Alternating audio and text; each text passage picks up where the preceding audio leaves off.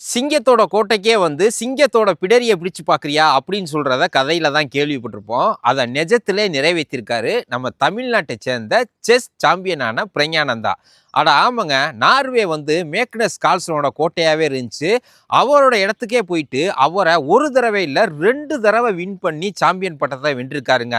அதை பாராட்டும் விதமாக தமிழ்நாடு சிஎம்மான மிஸ்டர் விஜய் அவர்கள் வந்து 50 லட்சம் கொடுத்து அவங்கள ஊக்குவிச்சிருக்காங்க. இது ரொம்ப பெருமையான விஷயம். இது சாதாரண வெற்றி இல்லைங்க, சரித்திர வெற்றி. இந்த வெற்றியை உண்மையாகவே யாருக்கு சமர்ப்பிக்கணும் அப்படின்னு கேட்டால் பிரக்யானந்தா அம்மாவுக்கு தாங்க.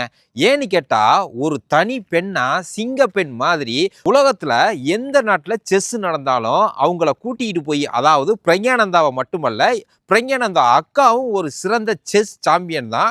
இவங்க 2 பேரையுமே ஒரு தனியாளா சிங்க பெண்ணா எல்லா நாட்டுக்கும் கூட்டிகிட்டு போய் சாதனை படைக்க வச்சுருக்காங்க.